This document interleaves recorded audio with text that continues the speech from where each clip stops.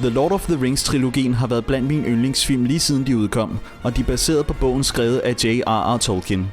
Jeg kender ingen andre film, som er lavet til så stor perfektion, som The Lord of the Rings er. Tolkien brugte trods alt hele sit liv på at skabe Middle-earth, dens mytologi, historie og sprog, så jeg tror ikke, at et hvert filmhold kunne have påtaget sig opgaven at skabe de her film. Filmatiseringen af The Lord of the Rings er et af de største filmprojekter nogensinde. Filmene blev optaget i New Zealand, og alle 3 film blev indspillet på én gang og er instrueret af Peter Jackson. Planlægningen af filmene startede i 1997, og alle 3 film var først færdige i 2004, så projektet tog i alt 7 år. Der er lagt utrolig meget tid, passion og kærlighed i The Lord of the Rings-filmene, og det skinner helt klart igennem på lærredet. Det er samtidig nogle af de mest populære film nogensinde, og alene den 3. film, The Return of the King, vandt 11 Oscars, og hele trilogien vandt i alt 17. Lige siden jeg så filmene for første gang, har jeg drømt om at tage til New Zealand og finde de flotte lokationer, hvor filmene blev optaget. En drøm, som endelig er blevet til en virkelighed. New Zealand ligger på den sydlige halvkugle, og de har omvendte årstider i forhold til den nordlige halvkugle, så deres sommerperiode ligger mellem december og februar måned. New Zealand består af 2 øer, som sammenlagt strækker sig over ca. 1600 km, og The Lord of the Rings lokationerne ligger fordelt rundt på begge øer. Der er jo ikke nogen broforbindelse mellem Nord- og Sydøen, så når man skal fra den ene ø til den anden, kan man sejle med en færge, der sejler mellem Wellington og Picton. Man skal desuden booke plads på forhånd, og færgeoverfarten tager ca. 3 timer. Vi tog til New Zealand i december måned, hvor sommeren starter, og vi blev der i 3 uger for at finde The Lord of the Rings lokationerne. Der er kun 4 millioner indbyggere i New Zealand, så det er ikke mange mennesker, man møder på sin vej, udover i byerne. De flotte naturområder har man stort set for sig selv, og naturen i New Zealand er fantastisk og byder på mange forskellige slags landskaber, der gør, at landet var ideelt til at filmatisere The Lord of the Rings-universet i. Vi kommer ikke til at kigge så meget på The Hobbit-filmene, men nogle af lokationerne fra The Lord of the Rings ses dog også i The Hobbit, der gør det svært ikke at tale en smule om dem, men vi kigger primært kun på The Lord of the Rings-filmene. Der er mange mennesker, der tager til New Zealand for at se The Lord of the Rings-lokationerne, og der findes faktisk en guidebog til at finde lokationerne, men jeg synes ikke selv, den er særlig god, så jeg kan ikke anbefale den. Den har nogle GPS-koordinater til nogle af lokationerne, men ellers anviser den bare i hvilket område filmene cirka blev optaget, så man kan få et indtryk af Middle-earth. Og bogen bruger også meget tid på at fortælle om områdernes baggrundshistorie og hvor man kan spise og overnatte. Men hvis man gerne vil finde de nøjagtige steder, hvor filmene blev optaget, så kommer vi længere ved at søge på nettet. Vi gennemgår filmene en ad gangen, så den første film vi skal se på er The Lord of the Rings, The Fellowship of the Ring fra 2001. I starten af filmen ser vi prologen, der fortæller hele forhistorien om Sauron og ringen, hvor vi efterfølgende ser et episk slag i Mordor mellem alliancen af elver og mennesker, der kæmper mod Mordors hær.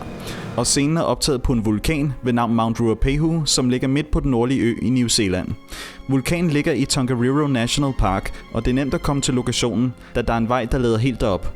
Man skal køre langt op ad bjerget for at komme dertil. Man skal køre til, hvor vejen ender, som er et sted, der hedder Whakapapa, hvor der ligger en parkeringsplads og et spisested. Vi er kørt lidt op i bjergene og kommet til det her fantastiske terræn, som i virkeligheden er et skiområde. Og faktisk holder vi parkeret lige om på den anden side ved en skilift. Men det er her omkring, at de har optaget det episke slag foran Mordor i starten af første film. Når man går rundt i terrænet, kan det være svært at kende noget som helst. Prologen er optaget her, men det meste er tætte nærbilleder, hvor det er svært at genkende omgivelserne. Og i nogle optagelser herude brugte de også bluescreen, hvor baggrunden i den færdige film er computerskabt, og totalskuddene er delvist eller fuldstændig computerskabte. Men det lykkedes også at finde 2 steder, hvor optagelser blev lavet.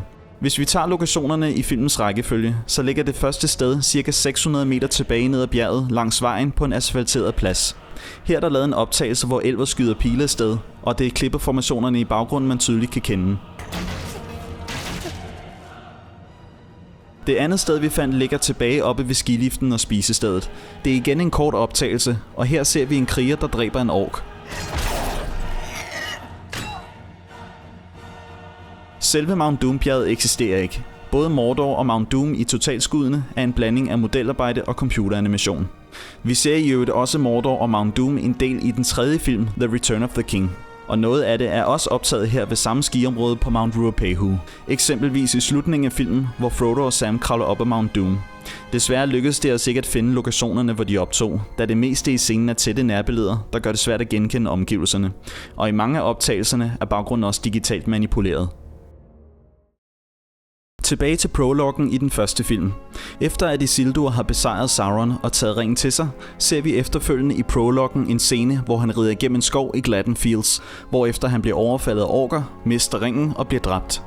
Scenen er ikke optaget her på Nordøen. Det er optaget på den sydlige del af Sydøen i et parkområde i en by, der hedder Arrowtown, som ligger over 800 km fra den sidste lokation. Arrowtown er en meget lille by og er nem at finde rundt i. Scenen er optaget i et parkområde i udkanten af byen, og man kan parkere lige ved siden af lokationen. Herfra skal man bare gå 20 meter ned ad en sti, der fører ind i parken, og kigge til venstre for at komme til stedet. I introen, når Isildur har fået ringen, så ser vi i næste scene, at han rider gennem skov med sit folk og bliver overfaldet af orker. Og det er optaget i det her parkområde i Arrowtown, og helt nøjagtigt på denne sti. Men det kan være svært at genkende, fordi for det første så er det vinter i filmen, fordi der er ikke nogen blade på træerne. Hvorimod nu, ja, så er der så mange blade, at man slet ikke kan se mellem træerne. Og for det andet, så er der hældt nogle stammer ind over vejen, men de er blevet fældet siden. Men man kan heldigvis genkende nogle af træerne, og specielt træet herinde til venstre, som man kan se i startskuddet. But the hearts of men are easily corrupted. Men det er svært at genkende de andre billeder fra scenen, fordi det er næsten alle sammen nærbilleder, og de er meget rodet. Men Isildur tager ringen på i scenen, og så flygter han ned i en flod. Og der er faktisk en flod her ved siden af, men jeg tror ikke, det er optaget her. I hvert fald ikke der, hvor Isildur ligger i floden. Fordi i scenen ser den meget dyb ud, og han taber ringen ned på bunden. Hvorimod den her flod, ja, den er ikke dybere end sådan her. And some things that should not have been forgotten were lost. Det var alt for prologen. Vi skal nu kigge på en noget mere imponerende lokation. Efter prologen bliver vi præsenteret for The Shire, hvor Gandalf er på vej til Bilbos fødselsdag i Hobbiton. Så vi skal tilbage til Nordøen igen. Hobbiton blev bygget som en stor udendørskulisse på et privat område lidt uden for byen Matamata. Kulissen kan i dag besøges og er blevet en stor turistattraktion i New Zealand og har op til 1000 besøgende om dagen. Man kan kun besøge lokationen via en guided tur, der cirka varer 2 timer. Det koster selvfølgelig penge, og man skal booke tid i forvejen på nettet. Man kan ikke selv køre helt ud til Hobbiton-lokationen. Når man har booket tid og skal på den guidede tur, så kan man parkere ved The Shire's Rest, som det hedder, som ligger 1,5 kilometer fra Hobbiton. Her ligger der en tilknyttet restaurant og en shop, der sælger merchandise for filmene, som man kan besøge, inden man bliver samlet op af bussen, som kører ud til Hobbiton. Hobbiton-kulissen er en af de mest imponerende kulisser, der blev bygget til The Lord of the Rings. Det var et større byggeprojekt, hvor håndværkere og landskabsarkitekter flyttede 5.000 kubikmeter jord, drænede en mose, lavede festarealet, lavede høje til hobbithullerne og byggede facader til dem. Der var ikke noget inde i hobbithullerne. Det var kun facader, der blev bygget, og der blev i alt sat 47 skorsten op med en røgmaskine i hver af dem, så det så ud som om, at der var liv i hobbithullerne. Derudover plantede de urtehaver og træer, såede græs og lod det hele vokse til i et år, inden de startede optagelserne.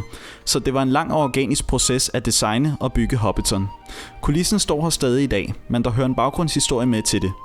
Filmholdet fik tilladelse af ejeren af landområdet til at bygge Hobbiton her i 1999, og de ville rive det hele ned igen efterfølgende og efterlade stedet, som de fandt det. Så efter optagelserne var afsluttet, gik de i gang med at fjerne kulissen. De fik fjernet det meste, inklusiv alle facaderne på hobbithullerne. Men på grund af dårlige vejrforhold måtte de udskyde det sidste arbejde i et halvt år. Inden filmholdet fik fjernet resten af Hobbiton og ryddet op i området, nåede den første film The Fellowship of the Ring at få biografpremiere i 2001. Og ejeren af landområdet oplevede efterfølgende interesse for folk, som rigtig gerne ville se området, selvom der ikke var meget tilbage at se. Hobbithøjene var der stadig, men der var kun hvidt træ at se der, hvor facaderne havde været, og broen, møllen og kroen var væk. Men folk var alligevel interesserede i at se, hvor Hobbiton havde været. Så ejeren valgte at lave en attraktion ud af stedet og bad filmholdet om ikke at fjerne resten af Hobbiton. Siden 2002 har man derfor kunnet komme på en guided tur rundt i området. Men da The Hobbit-filmene skulle laves, skulle lokationen bruges igen, så de genopbyggede Hobbiton i 2010. Til de oprindelige optagelser på The Lord of the Rings blev facaderne og bygningerne lavet af flamingo og krydsfiner, som uanset hvad ikke holder længe. Men til The Hobbit-optagelserne besluttede de at bygge det hele af permanente materialer, som rigtig mursten og træ, så Hobbiton permanent kan opleves, som det ser ud i filmene. Derfor er Hobbiton noget mere spændende at se i dag, hvor alle udsmykningerne er tilbage. Når man kommer ud til lokationen og står af bussen, og den guidede tur starter, går man igennem passagen, som Gandalf kører igennem sin karet på vej hen til Backend. Det er et fantastisk syn at starte turen på, hvor man kan se hele Hobbiton samt Backend op på toppen. Hobbiton er en utrolig flot kulisse, fyldt med rigtig mange detaljer, og mange af dem ser man slet ikke i filmene. Men det gør det hele meget mere virkelighedstro, når man står herude. Og det hjælper sikkert også skuespillerne til at leve sig ekstra ind i universet under optagelserne. Man glemmer helt, at man går rundt i en kulisse. Der er noget at se i alle retninger, og selv når man kigger langt ud i horisonten, er der flot og grønt, og ingen huse eller veje, der bryder illusionen. Så man føler virkelig, at man går rundt i The Shire. Det er helt sikkert den flotteste kulisse, jeg nogensinde har været på. Til The Lord of the Rings blev der lavet 37 hobbithuller, men da de genopbyggede Hobbiton i 2010 til The Hobbit, tilføjede de nogle ekstra hobbithuller, som ses i slutningen af 3. The Hobbit-film, The Battle of the Five Armies, når Bilbo tager tilbage til Bag End. Så i dag er der i alt 44 hobbithuller. Jeg elsker alle detaljerne her. Selv det lille vindue derinde, der er en masse rekvisitter, og det ser ud som om der er liv derinde. Men der er så ikke noget inde i hobbithullerne her, som man kan se. Det mest interessante hobbithul at se er selvfølgelig Bag End op på toppen af bakken, hvor Bilbo Baggins bor. Det er her Gandalf stopper i sin karet og banker på døren i starten af første film. Her har vi så Bag End, hvor Bilbo Baggins bor. Og med et træ oven på toppen, som lige skal nævnes er kunstigt. Træet er temmelig stort og er lavet af plastik, men det kan man bestemt ikke se fra afstand.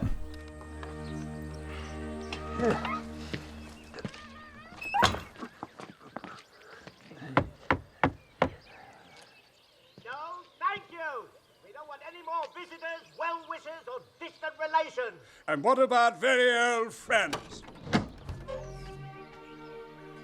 Gandalf?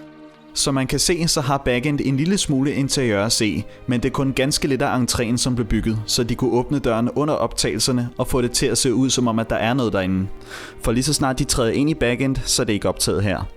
Bag End interiørscenerne blev optaget i en kulisse i Stone Street Studios i Wellington, som ligger næsten 400 km herfra. Og Bag End interiørkulissen blev i øvrigt bygget i 2 forskellige udgaver. En til Bilbo og Frodos optagelser, og en mindre udgave, som fik Gandalf til at se enormt stor ud. Og det betød også, at begge kulisser skulle være en nøjagtig kopi af hinanden, hvor hver eneste rekvisit i Bag End skulle laves i 2 forskellige størrelser. Op fra Bag End kan man kigge ned på festarealet og det store træ, hvor festen for Bilbo bliver holdt. Det er her, Bilbo og Gandalf sidder og ryger om aftenen, inden festen går i gang.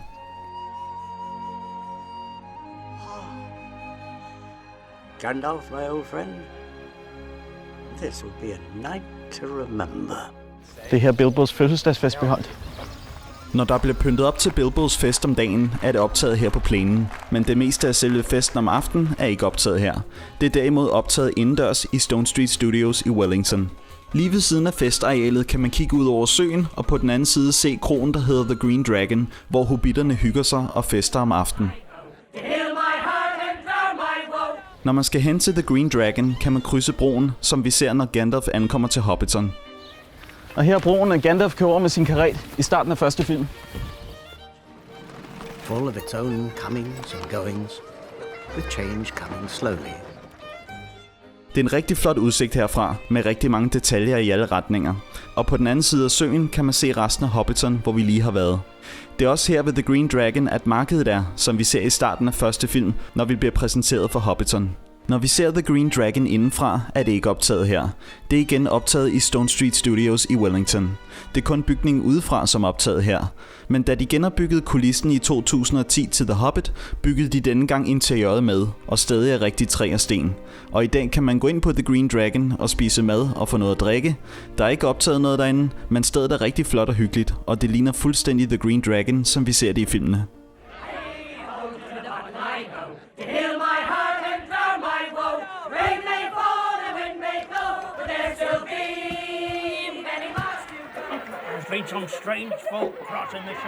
Vi ser Hobbiton-lokationen en del i den første The Lord of the Rings film, men vi ser også stedet i slutningen af den 3. film, The Return of the King, når krigen er slut, og de 4 hobbiter vender hjem til Hobbiton.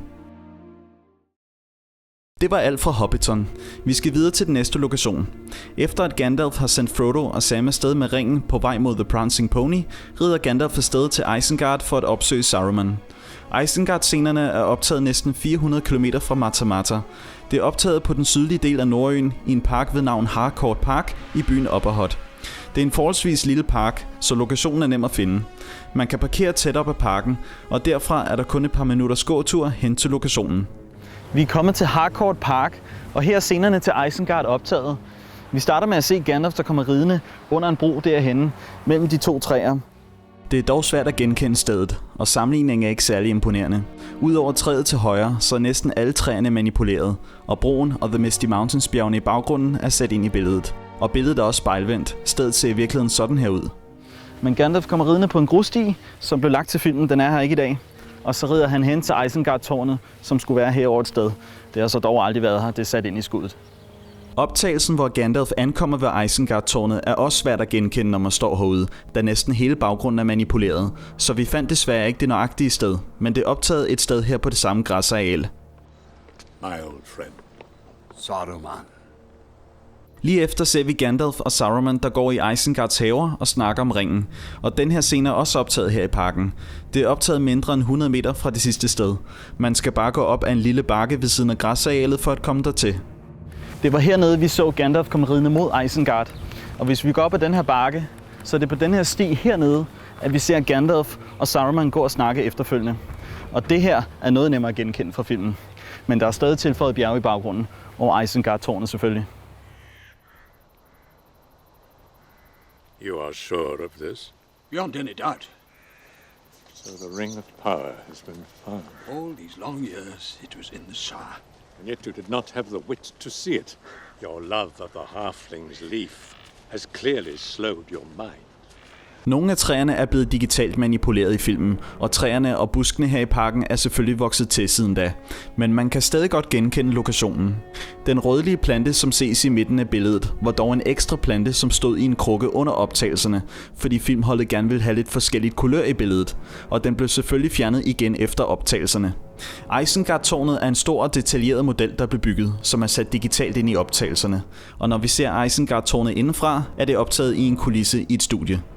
Senere i filmen, når Saruman begynder at skabe en hær af orker og uruk-hais, er der brug for brændstof til smelteovnene. Vi ser en scene, hvor orker fælder træer i Isengards haver, og senere optaget på det samme græsareal, hvor Gandalf rider mod Isengard-tårnet. De har selvfølgelig ikke fældet nogen af træerne i parken. 2 store træer blev fragtet ind i parken og sat fast til jorden, som de kunne vælte om og om igen og optage det fra alle vinkler. Desværre fandt vi ikke nogen af de her lokationer, da scenen er optaget om natten, der gør det svært at genkende stedet og finde de nøjagtige vinkler. Selvom The Misty Mountains bjerglandskabet er sat ind i Isengard-optagelserne, så er der sådan set bjerge omkring parken. De er bare ikke nær så imponerende som dem i filmen. Jeg blev interesseret i at finde ud af, hvor bjergene vi ser i filmen kom fra, og efter en del research fandt jeg ud af, at bjerglandskabet er optaget på den sydlige del af Sydøen i et rigtig flot område, der hedder Paradise, der ligger tæt på byen Glenorchy. Og det lykkedes også at finde bjergene, der blev brugt til Isengard-optagelsen, hvor Gandalf og Saruman går i Isengards haver. Der var dog ikke lige så meget sne på toppen, da vi var der, som man ser i filmen, og der var en del skydække, men man kan tydeligt se, at det er de samme bjerge. Vi ser Isengard i alle 3 film, og The Misty Mountains bjergene omkring er optaget her i samme område i Paradise, som er sat digitalt ind i optagelserne. Udover Isengard-scenerne, så er det generelt bjergene her i samme område, vi ser, når The Misty Mountains ses i filmene. Som for eksempel den her scene i starten af anden film, The Two Towers. Det er rigtig flotte lokationer, men vi kunne desværre ikke opsøge stederne, da det kræver en helikopter. Vi skal videre til den næste lokation. Når Frodo og Sam er på vej til The Prancing Pony, støder de ind i Merry og Pippin, og efter at de bliver jagtet af en landmand og løber væk, ser vi efterfølgende en scene, hvor de vælter ned ad en bakke og ender på en sti i en skov, hvor en af de spændende scener fra filmen udspiller sig. En ringwraith rider forbi dem og fornemmer ringens tilstedeværelse, mens de 4 hobitter gemmer sig under et træ. Scenen er optaget i Wellington, som er hovedstaden i New Zealand, der ligger på den sydlige del af Nordøen, og lokationen befinder sig midt i byen i en park ved Mount Victoria. Man kan parkere tæt på lokationen, og derfra skal man kun gå et par 100 meter ind i parken for at komme til stedet. Og det er meget nemt at finde den her lokation, da der er sat skilte op i parken, der leder direkte derhen. Vi er kommet til den her park i Wellington, som faktisk ligger meget centralt i byen. Man kan fornemme byen, hvis man ser rigtig godt efter imellem træerne. De valgte den her lokation, fordi den kun ligger 10 minutters kørsel fra Stone Street Studios, hvor alle studieoptagelserne er lavet. Når de falder ned ad bakkerne, det er faktisk ikke optaget her, men lige 50 meter længere over. Men resten af scenen udfolder sig lige her. Det er lige her, vi starter med at se dem falde ned, lige 50 meter fra træet, hvor de gemmer sig under. Men det er stadig her på bakkerne, vi starter med at se dem tumle ned. Og man kan tydeligt kende det her, på grund af træerne, der står deroppe.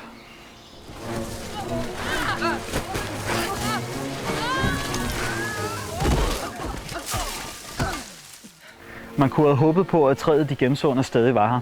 Men desværre var det et kunstigt træ, der blev lavet til filmen. Men til gengæld kan man se hullet her, hvor hobitterne sad. Og jeg ved faktisk ikke, om det stammer fra optagelserne, fordi det kan også bare være nogle fans, der har lavet det senere hen for at markere stedet. Mushrooms!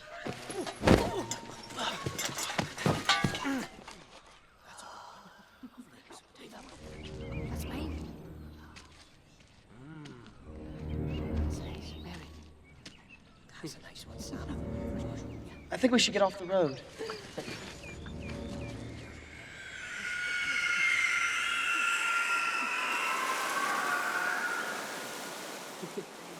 Get off the road! Quick!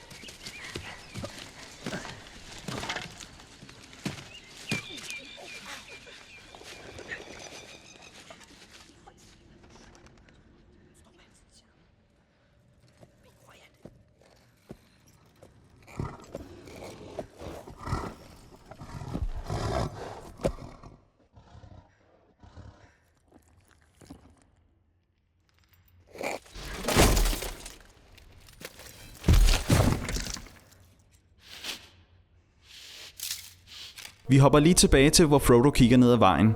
Når Frodo står her på vejen og fornemmer, at noget er på vej mod dem, så er det ikke her på samme vej, at hans synsvinkel er optaget. Det eneste, man kan se den modsatte vej herfra, er vejen, som svinger til venstre, og Wellington by i baggrunden. Optagelsen med Frodos synsvinkel ned ad vejen er optaget et helt andet sted i parken. Der er ikke nogen skilte, der leder hen til den her lokation, men vi skulle ikke lede særlig længe, før vi fandt stedet, da det kun ligger 5 minutters gåtur væk. Det her Frodo kigger mod en ringwraith et par 100 meter fra et andet sted. Det er en lille smule svært at matche skuddet, fordi den laver den der zoom-effekt, men det er i hvert fald her.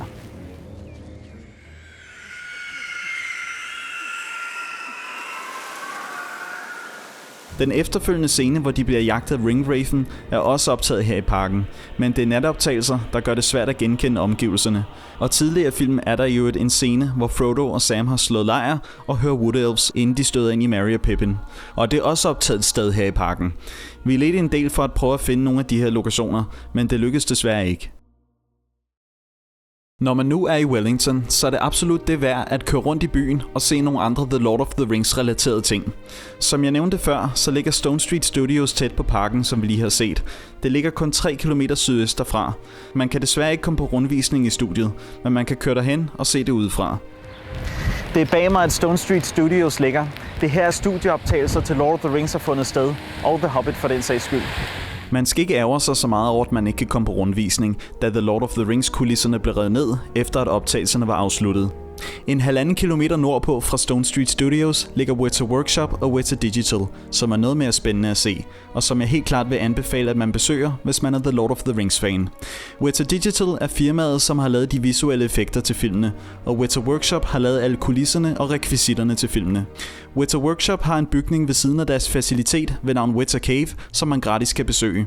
Ude foran bygningen står der store figurer af de 3 trolde, som ses i både The Lord of the Rings og i The Hobbit. Og inde i bygningen kan man se på rekvisitter og købe merchandise for filmene. Man kan godt komme på rundvisning i Weta Workshop. Det koster selvfølgelig penge, men det er absolut det værd og rigtig spændende. Her kan man se rekvisitter for filmene og se, hvordan de bliver lavet.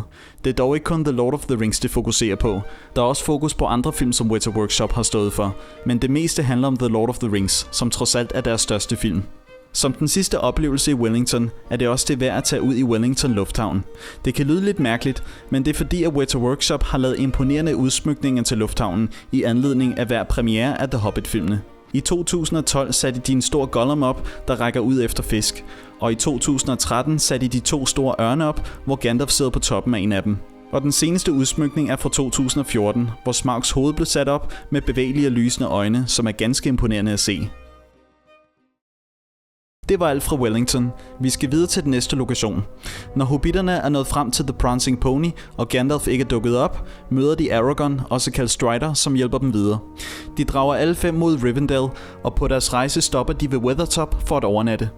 Weathertop-scenen er optaget i et område ved navn Port Waitakere på den nordlige del af Nordøen, i et meget grønt område, hvor der ikke er særlig meget civilisation. Det var en stor udfordring at finde Weathertop.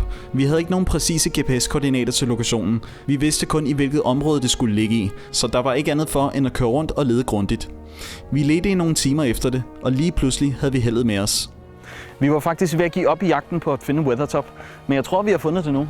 Der ligger i hvert fald en bjergtop derude i dalen, rigtig langt væk, som ligner den. Problemet er bare, at jeg ved ikke lige, hvordan vi skal finde det ud, for det ser ikke ud, som om der er nogen veje derud. Så det bliver lidt af en udfordring, men vi prøver at komme tættere på. Der er ikke nogen veje derud, så vi brugte en del tid på at finde ud af, hvor tæt vi kunne komme i bil. Og vi fandt ud af, at det ligger på privat grund, som er afspærret med hegn. Heldigvis fandt vi frem til ejeren af stedet, som var så venlig at give os tilladelse til at komme ind på området og gå derud, som var en 2 kilometer lang vandretur. Vi har nu vandret en halv time og er endelig kommet frem til Weathertop. og det viser sig også at være på privat grund. Men vi har heldigvis fået tilladelse af ejeren til at være her, så man skal lige huske, hvis man selv skal opsøge stedet, så skal man lige have tilladelse til det først. Men det er lige her, Aragorn og hobitterne stopper op og beskuer Weathertop.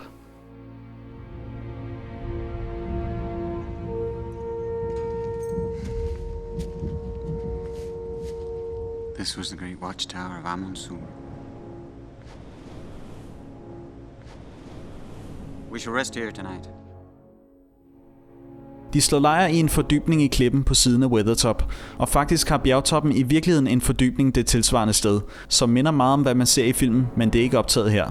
Scenen blev optaget i en kulisse i et studie, og i scenen kan vi også se en trappe, som leder op på toppen af Weathertop, og det er der bestemt ikke herude på bjerget.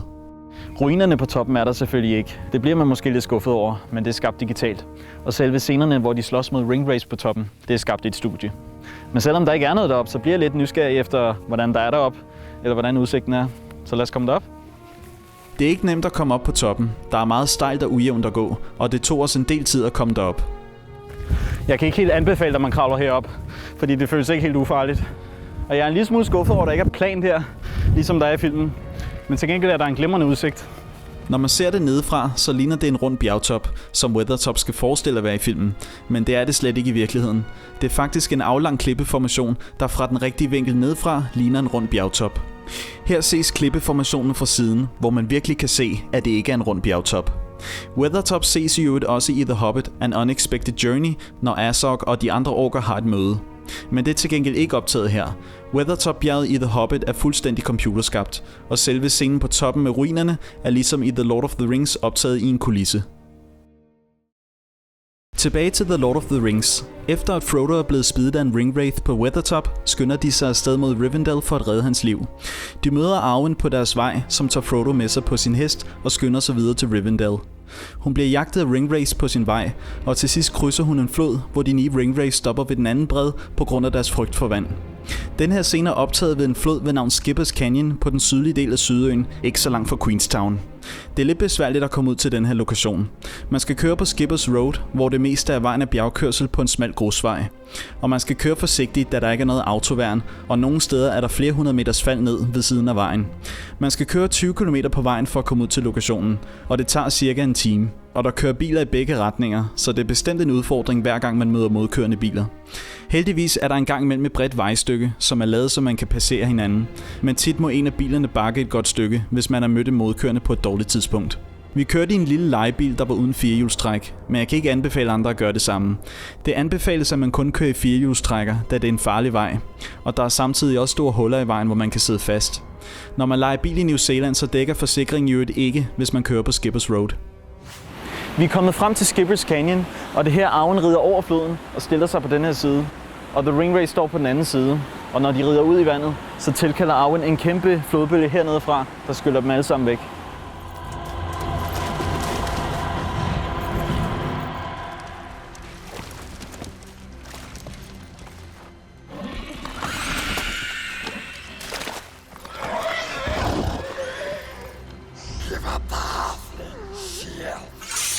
If you want him, come and claim him.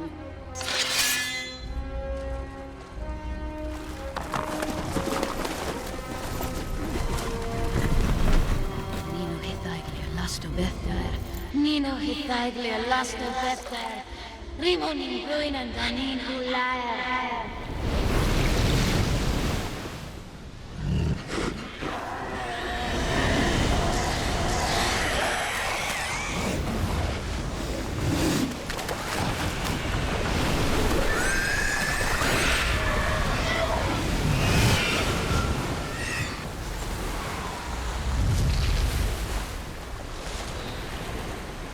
Det meste af scenen er optaget her i Skipper's Canyon, men der er meget strøm i floden, og den er ret dyb, så optagelserne af Arwen og de 9 ringwraiths, der rider over floden, blev optaget et andet sted. Det blev optaget ved en flod i byen Arrowtown, som kun ligger 15 km herfra. Arrowtown er en meget lille by, og vi har allerede set den, da parken i byen blev brugt til scenen, hvor Isildur rider gennem en skov og bliver overfaldet af orker, som vi ser i prologen. Den her flod er ikke særlig dyb. Den går kun til knæhøjde, og strømmen er ikke særlig stærk, så man kan sagtens gå over den. Og derfor var den ideel til optagelserne, hvor de rider over floden. Det er dog svært at finde det nøjagtige sted langs floden, hvor der blev optaget, da det hele i filmen er tætte nærbilleder, hvor man ikke kan se omgivelserne tydeligt. Så vi fandt ikke frem til det helt præcise sted. Det var jo nødt til at være nærbilleder, ellers ville man tydeligt kunne se, at det var optaget på 2 forskellige lokationer. Vi ser i øvrigt også de 9 ringwraiths i totalskud, hvor de står midt i floden i Skippers Canyon, hvor der som sagt er dybt.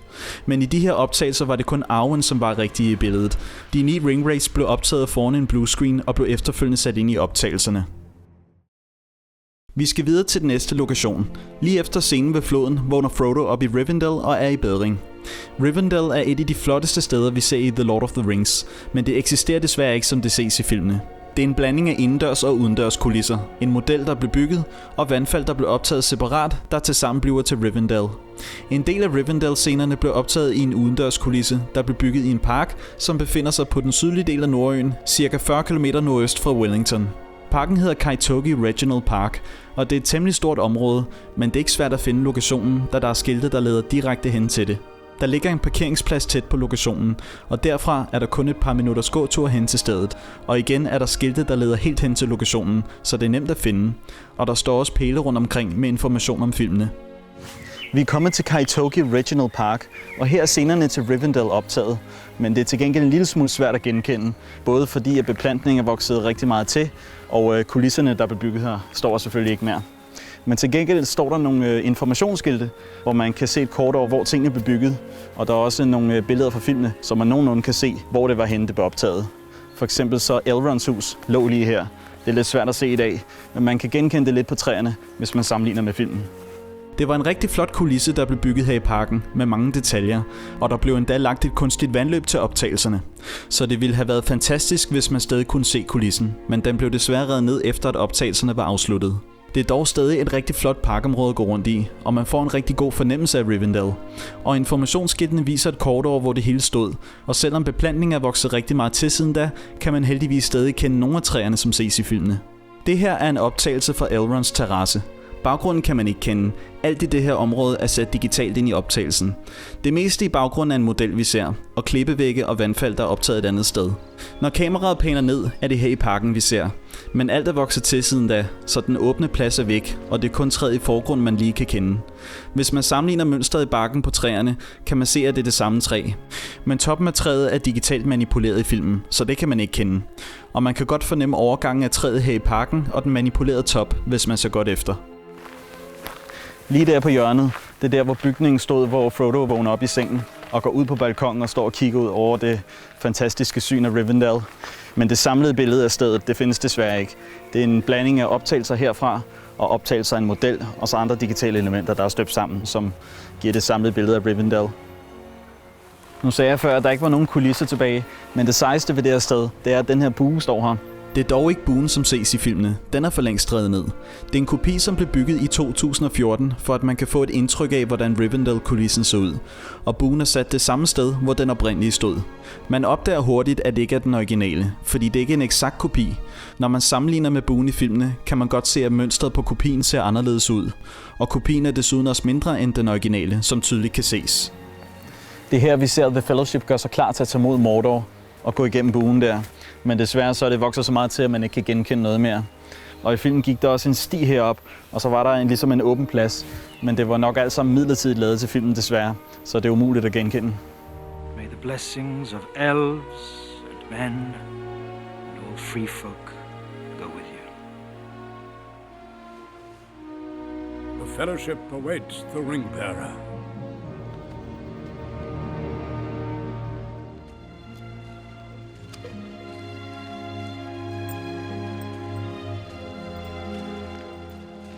Mordor, Gandalf. Is it left or right? Left.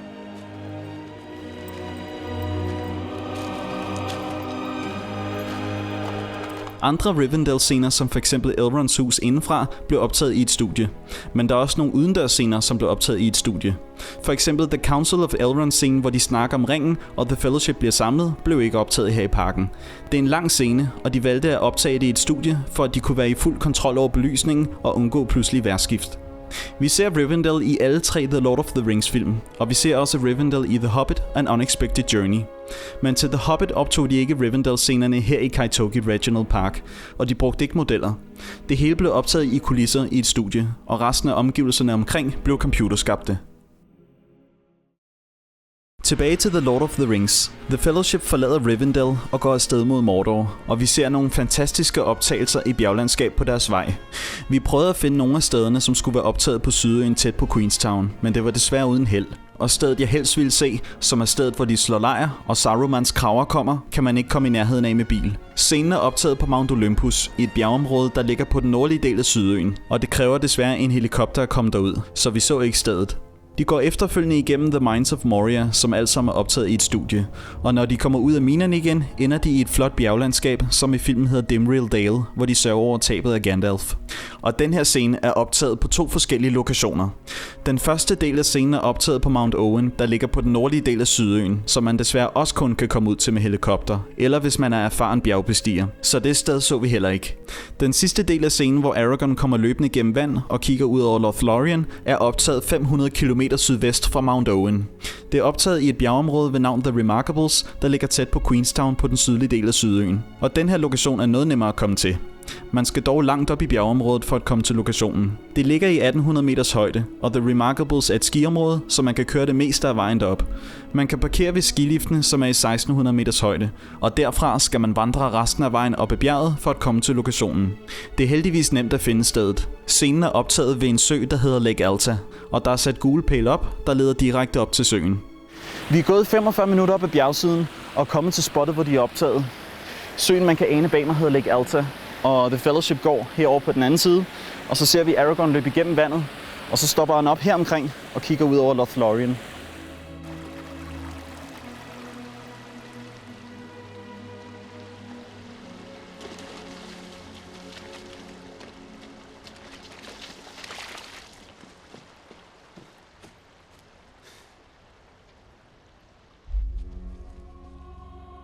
Når Aragorn kigger mod Lothlorien, ja, så er der ikke så meget at se herfra, hvor han står. Fordi man kigger bare direkte ind i en klippevæg, som man kan se. Men det er optaget her. Der var bare lidt mindre vand dengang, og der er tilføjet rigtig meget digitalt i billedet. Og så af en eller anden grund, så har de spejlvendt billedet. Hvis man kigger meget nøje efter, så kan man genkende mange af stenene langs vandkanten, men ellers er alt det her tilføjet digitalt. Det var alt fra The Remarkables. I næste scene løber de ind i Lothlorien, og den her scene er ikke optaget så langt herfra. Vi skal kun 60 km væk fra The Remarkables. Scenen er optaget i en skov i Paradise-området, hvor vi allerede har været, da bjergene i det samme område blev brugt som The Misty Mountains omkring Isengard. Vi havde ikke præcise GPS-koordinater til, hvor Lothlorien-scenen blev optaget. Vi vidste kun, i hvilket skovområde det skulle være i. Og jeg vil anbefale, at man kører i en firehjulstrækker, når man skal ud til lokationen. Det er ujævnt terræn at køre i, og man skal køre over floder på vej derud, som kan variere meget i dybden, afhængig af, hvor meget det har regnet. Og vi stødte også på store grene, som lå på vejen, som vi var nødt til at fjerne for at komme videre. Vi er nu ankommet til den her flotte skov, og herinde sted har de lavet optagelserne til, hvor de ankommer til Lothlorien. Det er en meget unik og flot skov at gå rundt i, og det ligner fuldstændig Lothlorien, som vi ser det i filmen. Ja, vi finder altså ikke de nøjagtige steder, de er optaget, fordi uden et præcis GPS-koordinat, så er det næsten umuligt. Fordi det hele er bare træer, og det er et stort område. Og ydermere så bygger de også nogle træer til filmen, for at få de her store Lothlorien-stammer med. Og så store træer findes ikke i New Zealand. Og det gør det også bare svært at finde stedet, når nogle af træerne var kunstige. Inde i skoven møder de Haldir, som leder dem videre til Caras Galadhorn, elverbyen, hvor de møder Celeborn og Galadriel. De her scener er ikke optaget i skoven i Paradise, men i en kulisse i et studie. Når The Fellowship skal videre fra Lothlorien, tager de afsked ved en flodbred og får både til at sejle ned ad Anduin River. Den her scene er dog ikke optaget i et studie. Det er optaget ved en sø på et privat område ved navn Fernside, der ligger på Nordøen ca. 50 km nordøst fra Wellington. Da det er et privat område, kan man desværre ikke bare besøge den her lokation. Vi opsøgte stedet, men fik ikke lov til at komme ind og se det. Den eneste måde at se lokationen på er via en heldagsguidet tur, som er temmelig dyr, og hvor man også besøger andre The Lord of the Rings lokationer, som vi allerede havde set.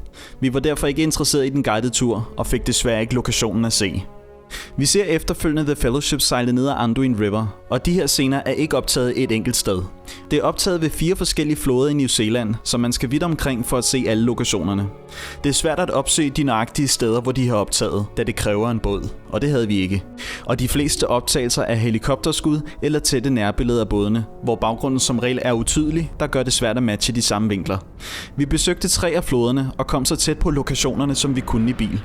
Den første flod, vi skal se, hedder Rangitiki River, som ligger på Nordøen. Det er et meget imponerende sted, da floden ligger nede i en 80 meter dyb lodret kløft. Floden er derfor svær at komme i nærheden af. Et af de bedste steder at se floden fra er fra et udkigspunkt, som vi ser her, hvor man kan se ned i kløften, og hvor man i øvrigt også kan bungee-jumpe. Vi ser den her flod i nogle af de allerførste optagelser, hvor The Fellowship sejler afsted, men jeg ved ikke helt nøjagtigt, hvor langs floden det blev optaget, og det er svært at udforske uden en båd. Den næste flod, vi skal se, ligger i byen Upper Hutt, som ligger på den sydlige del af Nordøen. Vi har allerede været i byen, da en af dens parker blev brugt som Isengards haver, og floden, vi skal besøge, ligger kun 5 km fra parken, vi besøgte.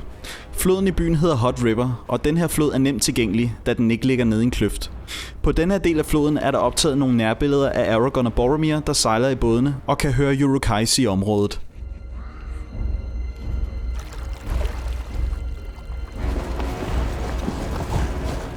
Boromirs optagelse er i øvrigt spejlvendt i filmen. Stedet ser i virkeligheden sådan her ud. Og man kan se, at det er spejlvendt, hvis man sammenligner det med Aragorns optagelse. Det er nemlig nøjagtigt den samme klippeformation, vi kan se i baggrunden på begge optagelser. Jeg gætter på, at det blev spejlvendt for at stedet kom til at ligne en kløft. Der er nemlig kun store klippeformationer på den ene side her ved Hutt River. Den sidste flod, vi besøgte, ligger på den sydlige del af Sydøen, cirka 20 km øst fra Queenstown.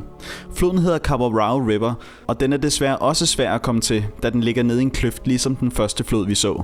Kløften er dog ikke lige så dyb, og det er nemmere at få et godt udsyn over floden. Vi er kommet til Kawarau River, lidt uden for Queenstown, og den her flod bruges også som Anduin River, hvor The Fellowship kommer sejlende igennem og ser The Argonath, som er sat digitalt ind i billedet. Men vi kan ikke komme tættere på floden end det her, så vi kan derfor ikke finde den nøjagtige spot, hvor de er optaget og matche skuden op, for det kræver en båd. Så vi må kigge på det herfra.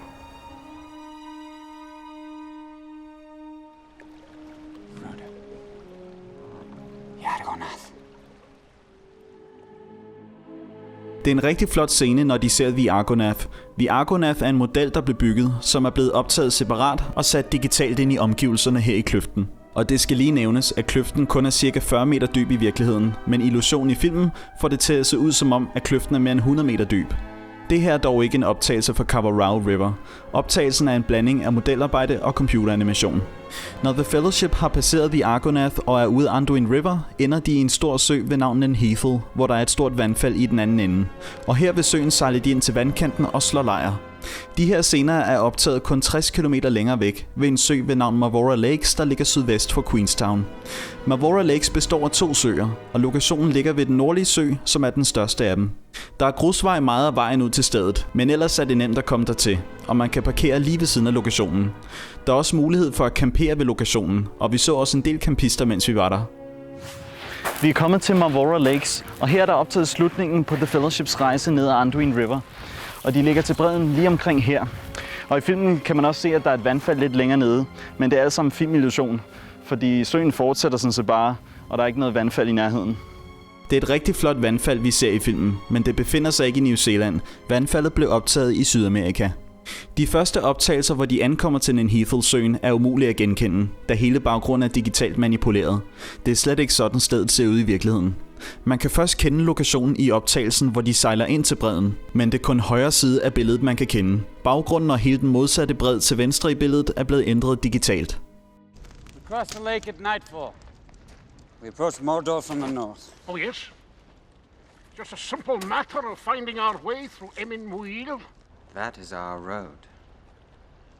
I suggest you take some rest and recover your strength, Master Dwarf. Recover my...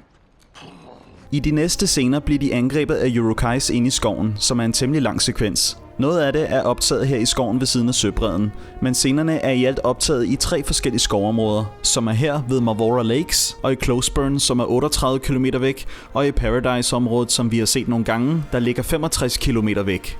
Scenerne i Closeburn og Paradise er desværre optaget på private områder, som man ikke lige kan besøge. Men vi gik ind i skoven her ved siden af søbredden ved Mavora Lakes og ledte efter lokationerne, som er optaget her.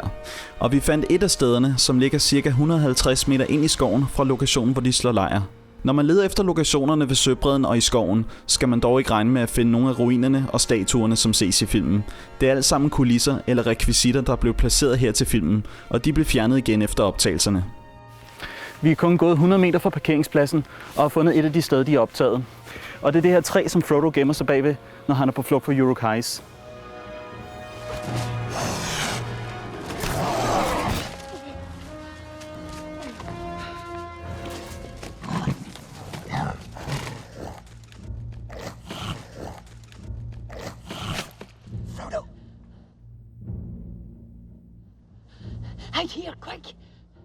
Det her er træet, som Frodo gemmer sig bagved, og han kigger på Merry og Pippin i den der retning, som gemmer sig under en træstamme.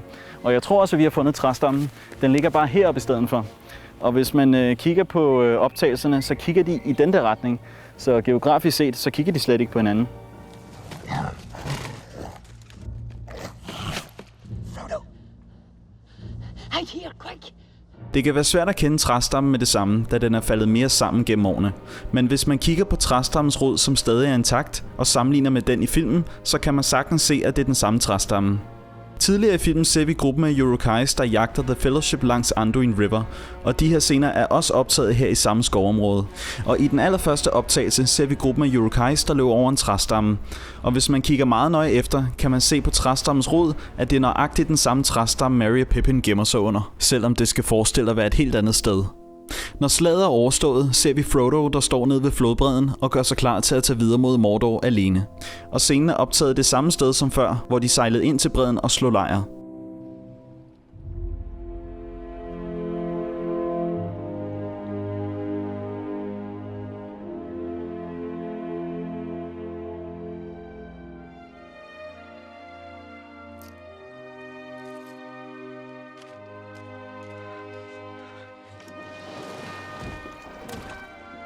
Lige efter kommer Sam løbende ud fra skoven og indhenter Frodo i sidste sekund, hvorefter de følges sammen over til den anden bred på vej mod Mordor. Come on.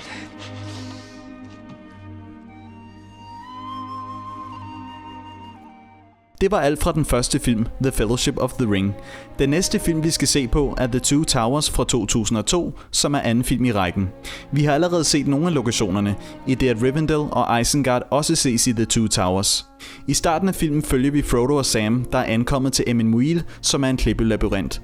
Scenerne er optaget på Mount Ruapehu, som er en vulkan, der ligger midt på den nordlige ø. Vulkanen ligger i Tongariro National Park, og vi har allerede set stedet, da det store slag i Mordor i prologen i den første film også er optaget her. De to lokationer ligger faktisk meget tæt på hinanden. Vi er tilbage på Mount Ruapehu, og det er kun 100 meter i den der retning, at vi viste, at det store slag foran Mordor i starten af første film blev optaget. Det er til gengæld her, at The Two Towers starter, hvor Frodo og Sam kommer kravlende dernede fra på vej mod Mordor.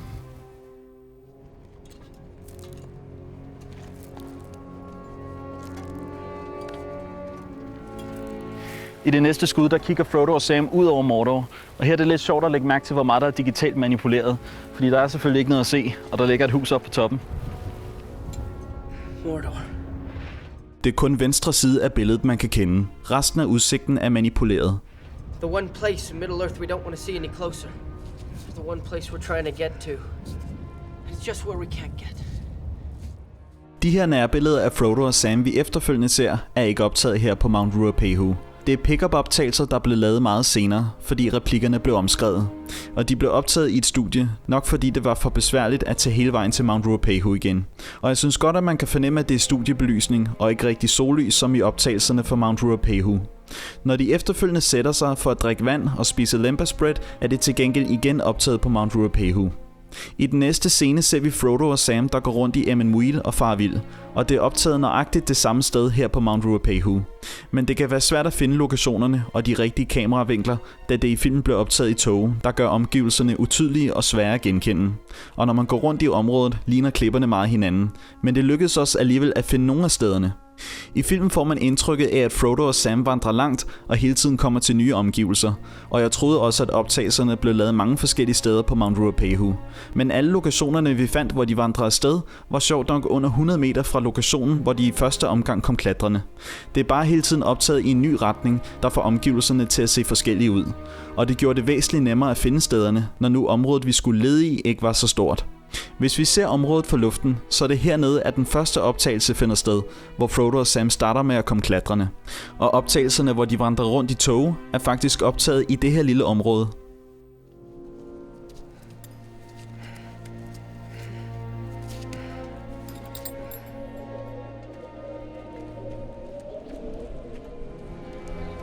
This looks strangely familiar. It's because we've been here before. We're going in circles. What is that horrid stink? But word there's a nasty bug nearby. Can you smell it? Yes. Hvis vi kigger på denne her optagelse, så er det lige her ved klippekanten, at vi ser dem klatre op til at starte med. Meget af Emyn Muil-scenerne blev optaget her på Mount Ruapehu, men en del af det blev også optaget i et studie. Eksempelvis Frodo og Sams møde med Gollum, og en del af optagelserne, hvor de har taget Gollum til fange, og Gollum efterfølgende leder dem ud af Emyn Muil. Det var alt fra Mount Ruapehu. Senere i filmen ser vi Isengard, hvor Saruman opfordrer vildmænd til at angribe alle landsbyer i Rohan. Og efterfølgende ser vi en scene af en landsby i Rohan, der bliver angrebet af vildmænd og uruk-hais. Scenen er optaget på den sydlige del af Sydøen, ved en sø i et område, der hedder Polburn i Central Otago. Det er nemt at komme ud til lokationen. Man skal køre på en grusvej det meste af vejen derud, og man kan køre helt hen til lokationen og parkere. Søen hedder Polburn Reservoir, og folk kommer her primært for at fiske. Og efter at The Lord of the Rings fik premiere, kommer folk også for at se Rohan-lokationen. Og vi så også en bus fyldt med The Lord of the Rings fans, mens vi var der. Vi er kommet til den her sø i Polburn, og det her scenerne er optaget, hvor en lille landsby i Rohan bliver angrebet. Og det her Morwen sender sine 2 børn afsted på hest, inden hele landsbyen står i flammer. Og børnene ender til sidst i Edoras. Too long have these peasants stood against you, but no more. Eothane! Eothane! You must ride to Edoras and raise the alarm. Do you understand me? Yes, Mama.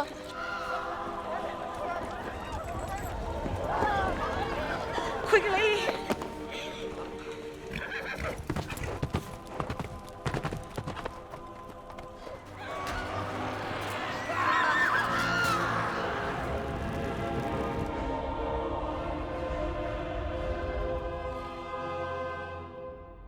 Når man står herude på lokationen, kan man se en masse fiskerhytter, og de var her også under optagelserne. Der blev bygget Rohan-huse til scenen, og filmholdet var så smart at kamuflere fiskerhytterne som ekstra Rohan-huse. Så når man ser filmen, så er der Rohan-huse der, hvor fiskerhytterne ligger. Der er i øvrigt mange andre Rohan-scener, som også er optaget her i samme område i Polburn. Blandt andet Aragorn, Legolas og Gimli, der jagter gruppen af uruk-hais, der har taget Merry og Pippin. Vi havde ikke nogen præcise GPS-koordinater til, hvor scenerne blev optaget, men vi ledte en del i området efter lokationerne. Når man er i området, kan man sagtens se, at det minder om Rohan-landskabet, som det ses i filmen, men vi fandt desværre ikke nogen af lokationerne, hvor scenerne blev optaget. Senere i filmen ser vi Merry og Pippin, der undslipper deres fangenskab fra gruppen af uruk-hais. Mens de er på flugt fra en ork, løber de ind i Fangorn Forest, og her møder de enten Treebeard. Fangorn Forest er ikke en lokation, man kan opsøge. Skoven er en blanding af optagelser, der blev lavet i en kulisse i et studie og modelarbejde. Det lyder besværligt at bygge en skov kunstigt, frem for bare at finde en rigtig skov. Men det lykkedes ikke filmholdet at finde en skov i New Zealand, der passede til beskrivelsen af Fangorn Forest, og derfor byggede de skoven kunstigt i et studie. Og Treebeard blev jo bygget som en stor animatronic-dukke, der blev optaget foran en bluescreen i et studie, sammen med skuespillerne, der spiller Merry og Pippin. Men senere i filmen, når Treebeard går afsted med Merry og Pippin og citerer poesi, ser vi til gengæld Fangorn Forest fra luften, som er virkelige lokationer. Optagelserne blev lavet i Paradise, som vi allerede har set nogle gange, i området tæt på byen Glenorchy. Vi har allerede været ved det nøjagtige samme sted. Det er nemlig de samme bjerge omkring, der blev brugt til The Misty Mountains bjergene omkring Isengard, som vi viste tidligere. Og Isengard skal jo forestille at ligge lige ved siden af Fangorn Forest, så det passer jo meget godt sammen. Selvom Fangorn Forest er lavet i et studie, så kan man fornemme, at det er her, de har lavet nogle dækbilleder til Fangorn Forest, når Treebeard går med Merry og Pippin. Der ser man et helikopterskud ud over de bjerge bag mig. Green and cool and the wind is in the west.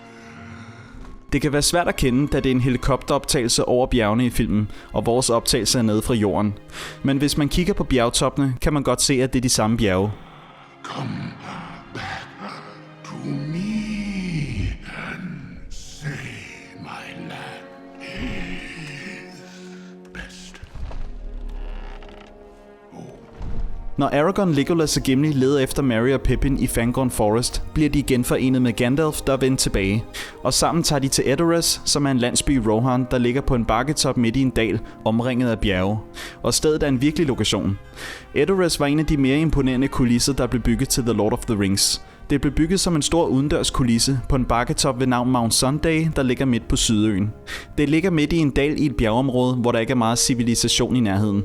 Der er heldigvis veje derud, men de sidste 25 km ud til lokationen er grusvej, hvor man ikke kan køre så hurtigt.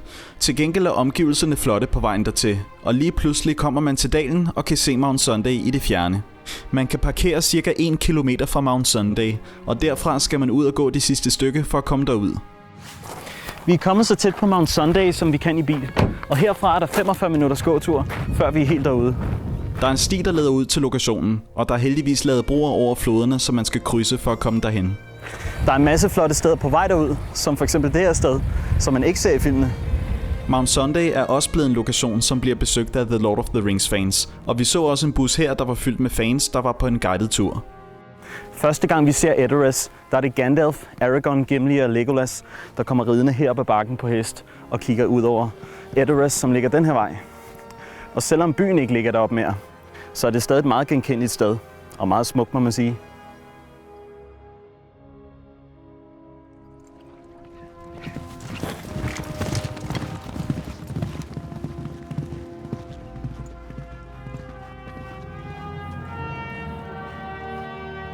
Edoras, and the golden hall of Meduseld.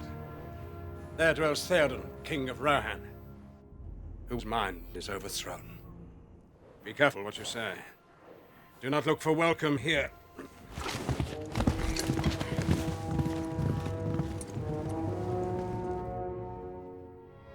Edoras var et af de større byggeprojekter, der blev lavet til filmene, da lokationen ligger så fjern fra civilisation. Filmholdet fik lov til at bygge på lokationen, mod at de efterlod stedet præcis som de fandt det. Og det krævede, at de først fjernede alt beplantning, hvor der skulle bygges, som blev passet og plejet i 18 måneder, og som blev sat tilbage igen efter at optagelserne var afsluttet. Og de fik det newzealandske militær til at lave veje helt ud til lokationen og op på toppen af bakken, så lokationen var tilgængelig. Og så gik håndværkere ellers i gang med at bygge Edoras-byen op på toppen, som tog 8 måneder. Det var en utrolig flot kulisse, der blev bygget herude, fyldt med mange detaljer, og det blev lavet, så det så ud som om, at byen havde ligget der i mange år. Og det var i øvrigt kun den øverste del af byen og The Golden Hall, der blev bygget, samt nogle af de nederste huse og bymurens indgang. Så når vi ser Edoras i totalskud, så er resten af bymuren og de nederste huse skabt digitalt. Alle Edoras-scenerne blev optaget på 8 dage, og så blev det hele fjernet igen, inklusiv vejen derud. I de næste optagelser rider Gandalf, Aragorn, Gimli og Legolas ind i byen og op til The Golden Hall på toppen. Så vi skal op på bakketoppen for at se de næste steder. Så man kan se blæser det meget herude på lokationen, især helt op på toppen. Men det er ikke fordi, at vi var der på en uheldig dag. Det er nemlig kun vindstille 3 dage om året herude. De øvrige dage er der kraftig blæst gennem dalen. Og hvis man ser Edoras-scenerne, kan man tydeligt se, at det også blæste kraftigt under optagelserne til filmene. Vi står nu oppe på toppen, og The Golden Hall blev bygget lige her. Men selvom bygningen var her, så var der altså ikke noget inde i den, fordi interiørscenerne, det blev skudt i et studie. Men det er lige her, Eowyn kommer ud og skuer ud over Rohan, og flaget flyver væk fra hende.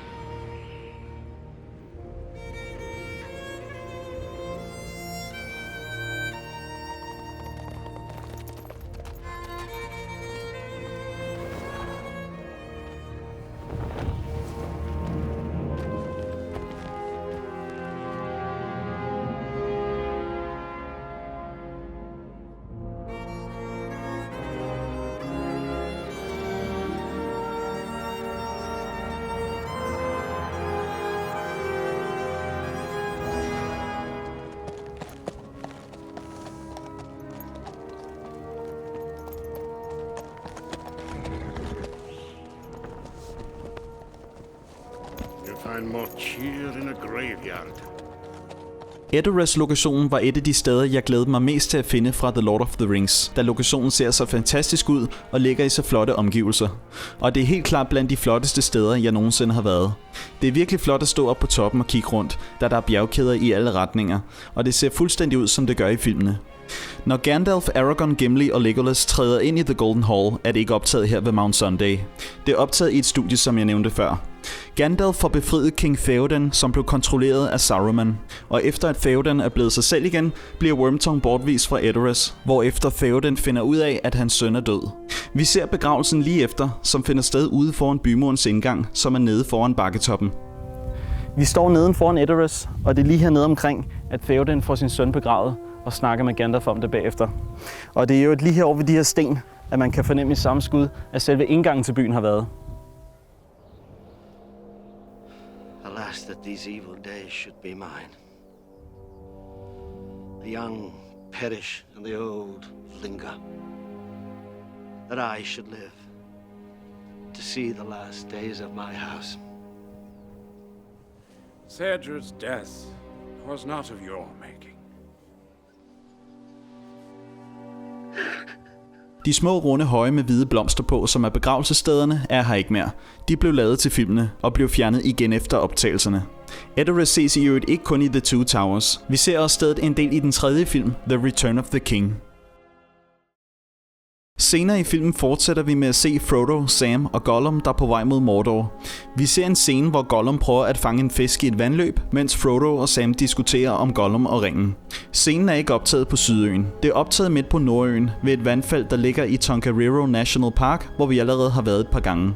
Lokationen ligger nemlig tæt på vulkanen Mount Ruapehu, hvor mange af Mordor-scenerne fra prologen blev optaget, samt scenerne med Frodo og Sam i Emmenmuil. Vandfaldet hedder Mangahuero Falls, og det er meget nemt at komme dertil, da man kan parkere lige ved siden af vandfaldet. Der er et udkigspunkt med et hegn omkring, hvor man kan stå og kigge på vandfaldet og udsigten. Og hvis man går tæt på vandløbet og vandfaldet, så skal man passe på, at man ikke glider, da der er et fald på 28 meter heroppe fra. Når Frodo, Sam og Gollum er på vej mod Mordor, så er der filmet en lille scene her, hvor Gollum sidder over på den anden side og prøver at fange fisk, og efterfølgende plasker han rundt ned i vandet for at prøve at fange den. Det kan være svært at genkende lokationen, da mange af de løse sten i vandet i dag ligger anderledes. Men ellers kan man godt genkende klippeformationen omkring, hvis man ser nøje efter. Baggrunden bag Frodo og Sam ser anderledes ud i filmen. Den er nemlig blevet manipuleret. Og under optagelserne var der bare en bluescreen bag dem. Og Andy Serkis, der spillede Gollum under optagelserne, plaskede rigtig rundt i vandet, hvor han efterfølgende er blevet fjernet digitalt fra optagelsen og erstattet med den computerskabte Gollum, som vi ser ham i filmene. I want to help him, Sam. Why? Den her optagelse er til gengæld nem at genkende, men som man kan se, så er baggrunden her også blevet manipuleret ved, at der er tilføjet bjerge i baggrunden i filmen. Det er en temmelig flot udsigt, må man sige, og der er et stort vandfald lige ned, og jeg ved, at Andy Serkis, der spillede Gollum, han plaskede rundt i vandet her, og han havde 2 sikkerhedsfolk klar til at gribe ham, hvis han kom for tæt på kanten, fordi der er så langt at falde ned. En lille sjov historie er, at da scenen skulle optages og filmholdet mødte frem på lokationen, var der uventet faldet sne i hele området, og vandløbet var frosset til, hvor der ellers dagen før var hverken sne eller is. Så de måtte gøre alt, hvad de kunne for at fjerne sneen og isen, som de ikke ville have i filmen. Så filmholdet tændte de varme filmlys, hævde blæserne frem, tændte gasvarmerne og fik ellers det lokale brandvæsen til at spule sneen væk. Og efter et par timer lykkedes det dem at fjerne det meste af sneen og isen, så de kunne komme i gang med optagelserne. Senere i filmen ser vi Frodo, Sam og Gollum, der har slået lejr, hvor de ser Oliphants og soldater på vej i krig. Scenen er ikke optaget her på Nordøen. Det er optaget på den sydlige del af Sydøen, tæt ved en sø ved navn Lake Wakatipu, cirka 10 km vest fra Queenstown. Lokationen ligger tæt ved Lake Wakatipu, og hvis man kører fra Queenstown af, så kommer man forbi flotte udsigter med bjerglandskab langs søen på vej dertil. Og lokationen ligger faktisk på en campingplads, og den er heldigvis gratis, så man kan bare køre derind. Og når man har parkeret, skal man ud og gå i cirka 10 minutter for at komme hen til lokationen. På den lille vandretur derud kommer man forbi nogle rigtig flotte naturområder og vandløb, der er værd at stoppe ved. Og faktisk er turen derud langt flottere end selve lokationen, hvor scenen er optaget. Vi er nu gået 10 minutter fra parkeringspladsen, og det er her omkring, at Gollum kommer løvende hen til Frodo og viser, at han har fanget 2 kaniner. Men det er svært at finde det nøjagtige sted, fordi for det første har beplantningen ændret sig rigtig meget siden optagelserne. Og for det andet kan vi se, at der har været skovbrand, fordi rigtig mange af træerne er kulsorte.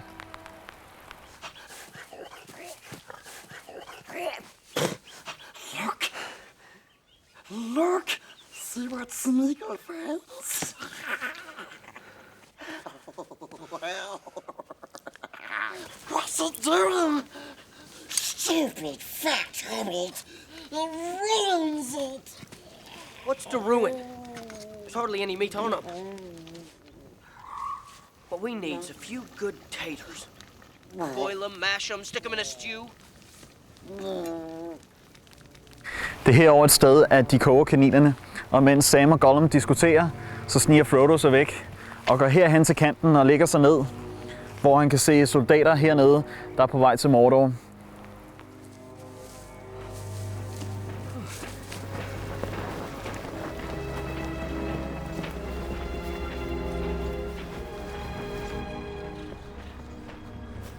Who are they?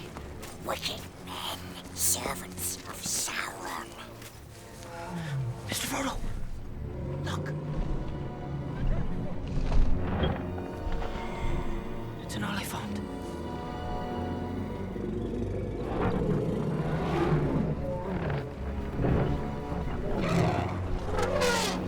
No one at home will believe this.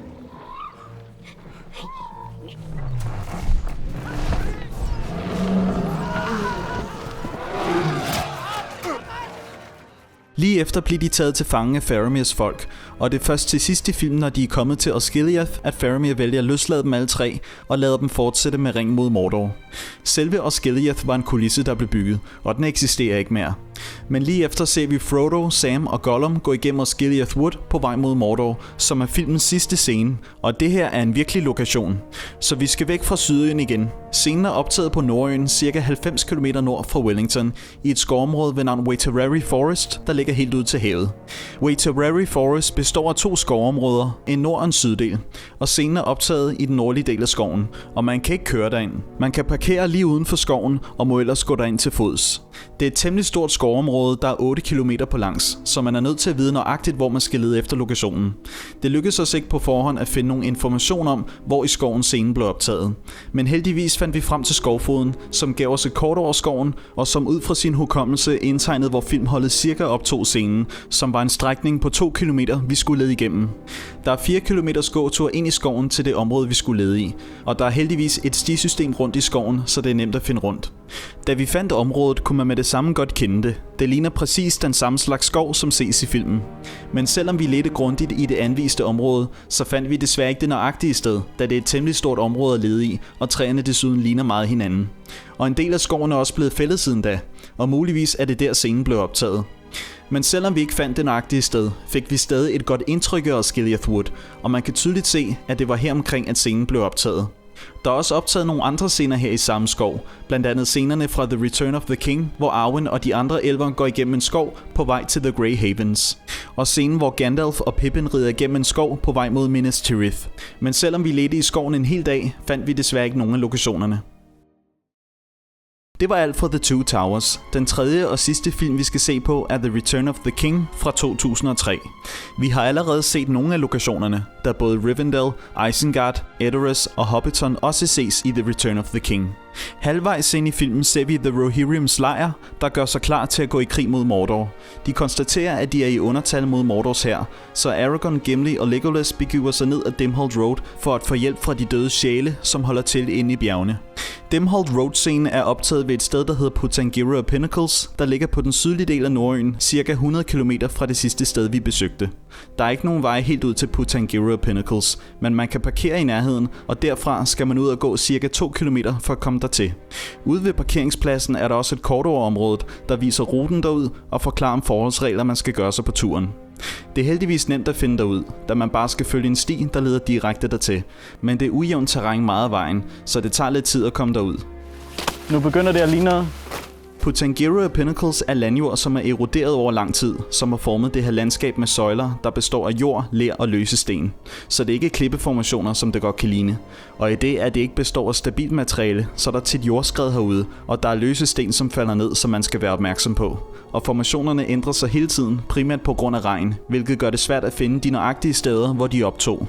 Men heldigvis er området ikke så stort, så det tager ikke så lang tid at lede det igennem. Den allerførste optagelse fra Dimholt Road-scenen er lavet fra luften med helikopter, og vi forsøgte at lave den samme vinkel fra luften med vores fjernstyrede drone. Landskabet har som sagt ændret sig en del, men man kan stadig godt genkende stedet. What kind of army would linger in such a place? One that is cursed. Long ago, the men of the mountain swore an oath to the last king of Gondor. Det er lige rundt om hjørnet her, at Aragorn, Legolas og Gimli kommer ridende herop imod. Men desværre så er det svært at matche skuddet fuldstændig, fordi kløfterne har kollapset en del gennem årene, fordi det hele er lavet af jord og ler. Vi kunne ikke komme lige så langt tilbage i kløften og lave den samme kameravinkel som i filmen, fordi kløften er styrtet meget sammen siden da. Men hvis man kigger på landskabet bagerst, så kan man godt se, at det er det samme sted. Hvis man til gengæld kigger den vej, de rider op, så er det en blind vej. Lidt sjovt at tænke på. De fleste andre optagelser i scenen er tætte nærbilleder, hvor man ikke rigtig kan se omgivelserne, der gør det umuligt at finde stederne. Men der er dog et til totalskud, som er en optagelse, hvor de rider forbi en kløft. Vi ledte en del efter kløften, hvor optagelsen blev lavet, men igen har landskabet ændret sig meget, så det var svært at finde lokationen. Men muligvis er det det her sted, som bare ser anderledes ud i dag, og i så fald er optagelsen i filmen også blevet spejlvendt. Selve indgangen til bjerget er ikke optaget her ved Potengera Pinnacles. Det blev optaget i en kulisse i et studie. Men kulissen blev bygget efter, hvordan det ser ud her ved Potengera Pinnacles, så man lægger ikke lige mærke til overgangen. Og når de er inde i bjerget, er det ligeledes optaget i et studie. Vi skal videre til den næste lokation. Et af filmens store klimaks er det store slag, som finder sted på den store slagmark ved navn Pelennor Fields, der ligger i Gondor mellem byen Minas Tirith og Mordor. Pelennor Fields i sin helhed findes ikke. Noget af det blev optaget i en kulisse foran en green eller blue screen, hvor krigerne i baggrunden samt omgivelserne omkring er computerskabte. Og mange af totalskuddene med tusindvis af krigere er endda fuldstændig computerskabte. Men mange af nærbillederne og mange af de halvtotale optagelser blev optaget på virkelige lokationer. Så vi skal tilbage til Sydøen igen. Nogle af scenerne blev optaget tæt ved en lille by, der hedder Twistle, der ligger midt på Sydøen. Da vi ankom til Twistle, vidste vi i hvilket område scenerne blev optaget, men vi vidste ikke nøjagtigt hvor. Så der var ikke andet for, end at køre rundt og lede grundigt efter lokationen. Heldigvis kan man se bjerge i filmen, så vi ledte efter bjergene, man ser i filmen, og fandt dem til sidst. Man kan parkere forholdsvis tæt på lokationen, og derfra skal man ud og gå et par kilometer for at komme ud til stedet. Og selvom lokationen ligger på et indhegnet område, må man heldigvis godt gå derind. Vi er gået et godt stykke ud på plænen, og er efterhånden 1-2 km fra parkeringspladsen. Og det er lige her, at en del af scenerne til Pelennor Fields er optaget. Og man kan kende det meget tydeligt på bjergene i baggrunden. Det er blandt andet lige her, vi ser Rohans rytter ride frem, og King Theoden holder en lille tale, inden de gør sig klar til at ride mod Minas Tirith. Og hvis vi kigger den vej, som Minas Tirith faktisk skulle være, så er der ikke så meget at se, fordi den lokation findes til gengæld ikke.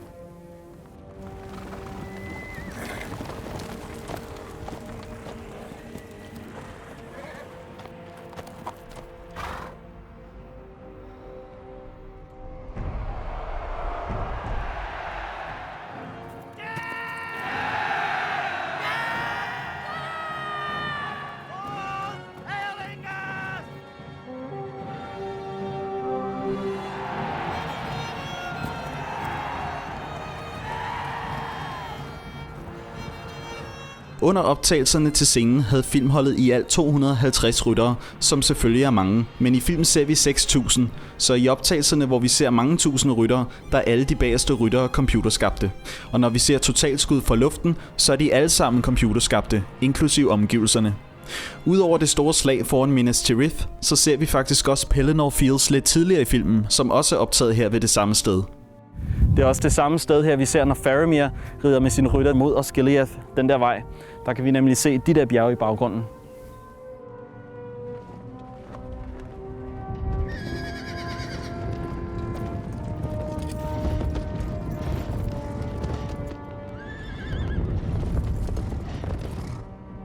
Selve Osgiliath-byen i sin helhed, som vi ser her, er en model, der er sat digitalt ind i billedet, så den skal man ikke lede efter herude. Og når vi ser byen tæt på, er det en kulisse. Byen Minas Tirith, som vi ser her, er ligeledes en model, der blev bygget, og den var temmelig stor, og ligesom Osgiliath blev den brugt til, når vi ser byen i sin helhed, og resten af omgivelserne er computerskabte. Og når vi ser byen tæt på, er det en kulisse. Kulissen var temmelig stor og imponerende, og var fyldt med mange detaljer, og jeg vil ønske, at man stadig kunne se den, men den blev ligesom mange af de andre kulisser revet ned, efter at optagelserne var færdige. Det var lokationerne fra The Lord of the Rings. Vi fik set næsten alle lokationerne, man kan finde. I hvert fald de vigtigste af dem. Det var fantastisk og spændende at rejse rundt i New Zealand i 3 uger og finde lokationerne. Jeg følte mig tættere på Middle-earth-universet end nogensinde. New Zealand er helt klart det smukkeste og mest betagende land, jeg nogensinde har besøgt. Specielt fordi landet byder på så meget forskellig natur. Og jeg vil helt klart anbefale andre at tage dertil, uanset om man vil se The Lord of the Rings lokationerne, eller bare gerne vil opleve smuk natur.